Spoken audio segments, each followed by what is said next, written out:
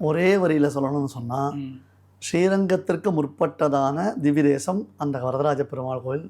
அந்த பெருமாள் ஏன்னா ஆதியுகத்து அயன் கண்டிட நின்று அருள் வருதுன்னா பிரம்மா பண்ணின அஸ்வமேத யாகத்தில் வரதராஜ சுவாமி ஆவிர்பவித்தார். காதலுயர்ந்த களிற்றை திரேதையில் காத்தளித்து. அடுத்தது என்னென்னா திரேதாயுகத்தில் கஜேந்திர ஆழ்வான் யானை அந்த பெருமாளை வழிபட்டது. அதனால தான் இன்றைக்கும் அந்த யானமலைன்னு பேர். அந்த ஹஸ்தகிரி பர்வத்தம்னு நாம் சொல்கிறோம். யானமலை, வேழமலை, கரிகிரி அப்படி சொல்லுவோம். இதெல்லாம் தமிழ்.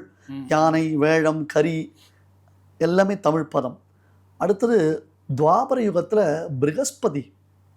துவாபர யுகத்தில் ப்ரகஸ்பதி பகவானை பூஜிக்கிறார். அது ரொம்ப விசேஷம். வாதுயிர் தேவகுருவுக்கு துவாபரத்தில் இறங்கி சோதி அனந்தன் கலியில் தொழுது எழ நின்றனர். சோதி அனந்தன். இப்போ கலியுகத்தில் வரதராஜ பெருமாளை யார் பூஜை பண்ணுறான்னா அனந்தாழ்வான் ஆதிசேஷன் பூஜை பண்ணுறார்.